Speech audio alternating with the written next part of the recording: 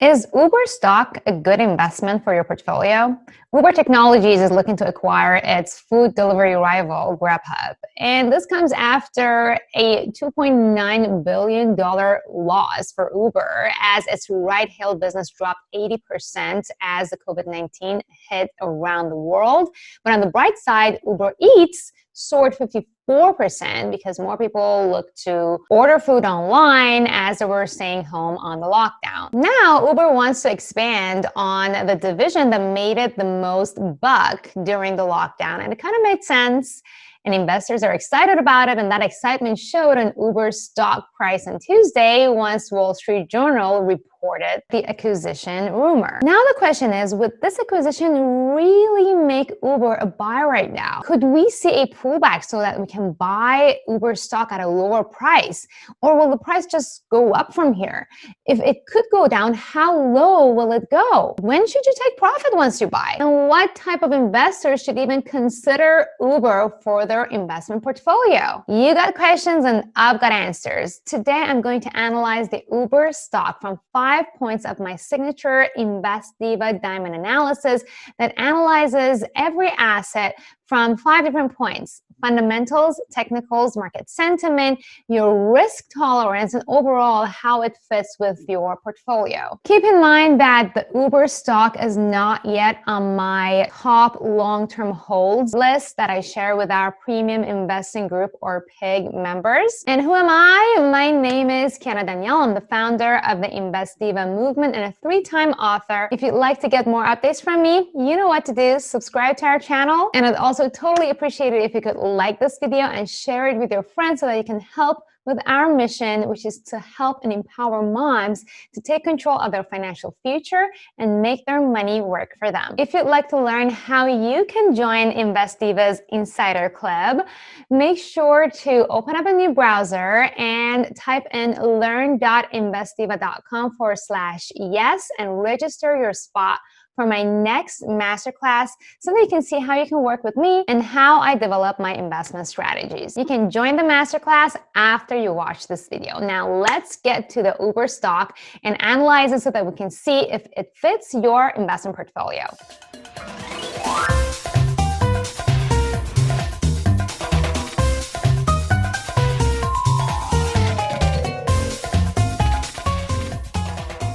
All right, so first let's get out of the way that investing in the financial markets involves a risk of loss, and you should only trade the money and invest the money that you can afford to lose. I am not a financial advisor, and everything that I'm sharing here is simply my opinion on the markets. Now let's get to Uber. Back in February 2020, that seems like forever ago, Uber expected to be profitable by the year's end, but the reality hit and Uber lost $2.9 billion last quarter, which was a massive loss, even for Uber's famous cash burns.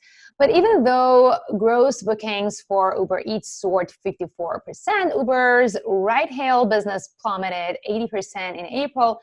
But around 2/3 of Uber's quarterly loss was actually caused by its tanking investments in Asian ride services Didi and Grab. On the bright side, what really sets Uber aside from its competition, Lyft, is the fact that they're expanded over different categories rather than just being a ride-hailing company. Also, Uber likes investors to believe that they are in fact a data and tech company, not a ride-hailing company. They have been investing in artificial intelligence and self-driving cars for a while. But from what I've heard, at least around a year ago, their systems are majorly flawed at the moment and not even close to the competition on that end, like Tesla. Regardless of all of this, many analysts believe that network effects and valuable intangible assets in the form of user data give Uber a competitive advantage that will help Uber become profitable eventually and generate excess returns on their invested capital. Their market cap currently sits at $56 billion. They do not pay a dividend, and we do not have enough data for a PE ratio and beta. Now that we've briefly taken a look at the fundamentals and market sentiment, let's take a look at the charts and analyze Uber's price action. This is the daily chart of Uber, and this is what I wrote for our premium investing group members back in October 2019. We were looking for Uber to bottom out.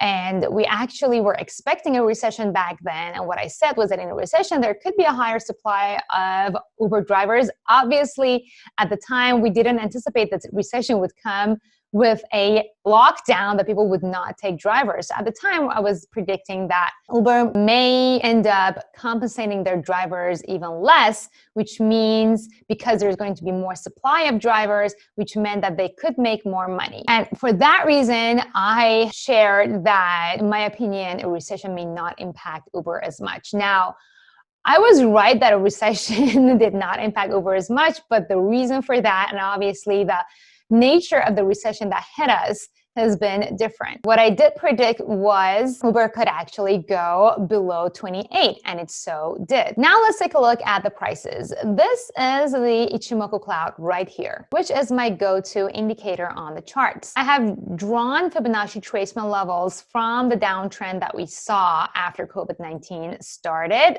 in February, and it traces the downtrend up to the lows back in March. Now the price has slowly but surely started to go back up. And this pattern is actually very similar to that of the Dow Jones. The Dow Jones Industrial Average that tracks over 30 assets has a very similar pattern to Uber. Now, of course, Uber has a little bit more gains than the Dow Jones in general. The future cloud over here is bullish, and the price actually broke above the Ichimoku Cloud back in April 22nd.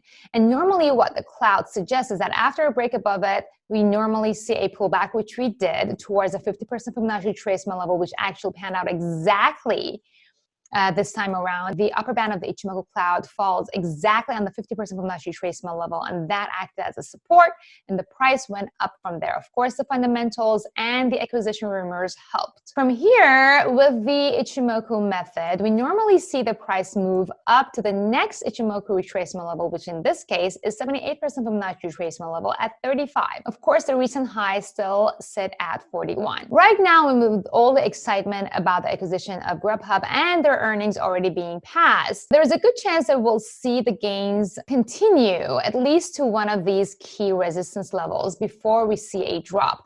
Right now, we are in the rumor phase. Remember the phrase, buy the rumor, sell the news. Plus, there is a very good chance that as the economies open up around the world, so we are going to see an increase in COVID-19 cases, which means that we could see yet another bearish hit to the markets in general, and Uber may not be immune to that either, considering still one of its biggest business divisions is the ride-hailing business, in which case Uber could actually revisit the lows of the previous drops. Before I get into buy limit order ideas, let me point out that Uber, because it doesn't pay any dividends and because it is still a up-and-coming tech company, it may not be suitable for investors with low risk tolerance. This is not yet an established company, and although it has promising aspects, there is a lot of unknowns there still. So if you are in the later time frame of your life and you're looking to retirement,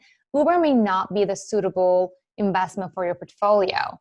However, if you're young and you can wait all the roller coaster rides out with Uber, then you could consider buying Uber at an optimal price. I have marked the buy limit order ideas in purple here, and the lower it goes, the buy limit orders will be suitable for investors with a lower risk tolerance. For example, if you're a young person who does not have enough money and just wants to get started and is not really crazy about Uber either, it's just interesting, you could consider setting a buy limit order around 13. However, if you're in love with Uber and you think Uber is the future and you really want to get into it and you do not want to risk missing out and Uber stock price just jumping up without you actually getting in on it, then perhaps you could consider some of these higher buy limit orders. The reason why I like setting buy limit orders as opposed to investing and buying at market price is because it gives me a lot more flexibility to digest my analysis, and also it gives me a better price when the markets actually hit that. Because there is no way I can be stuck to my screen all day to check and see if the prices hit the level that is suitable for my investment strategy. This gives my broker a heads up that, hey, I want to buy at this price, and they will just execute it no matter when it reaches that price. So it will free your time, which is really the purpose of investing anyway. You want your money to work for you and not the other way around, right? So now that we've got the buy level ideas out of the way, let's talk about taking profit. Uber is a newly IPO'd company. And normally what happens to new IPOs and new companies, we do see a surge at the beginning and then a drop within a year or so. That is exactly what happened to Uber. And if it is a established company, well, Uber does have $56 billion cash. So we won't mark them as a small cap, obviously. For that reason, I would believe that over a medium to long-term period, we could at least see the highest levels of price being revisited again. So if you already have the Uber stock and you're looking to just get out of it, you could consider taking profit at either of these levels, 41 or 47. Now, I'm not going to put a timeline on this. This could take anywhere from 6 months to 3 years. If you are a big believer in Uber, then you could consider setting your profit-taking orders at levels beyond the all-time highs. We calculate those also using Fibonacci retracement levels, and that brings the profit targets to these levels, 55, 60, and 64. At this point, and again, because Uber doesn't pay any dividends, holding it just long term for the sake of holding it may not make sense. Uber is suitable for investors who are looking for growth and opportunity. One last thing you want to keep in mind is that holding a stock less than a year will actually bring up the tax requirements for your capital gain higher. So if you're looking to pay lower tax on your investments, then you might want to consider holding your assets for over a year. Now, again, I'm not an accountant or a tax expert, and this is only true in the US. Now, I'd like to hear from you. Are you willing to invest in Uber? Or better yet, have you already invested in Uber? Are you looking to take profit, or would you buy more at the lower prices? Head over to the comment section and let me know. Thank you so much for joining and tuning in.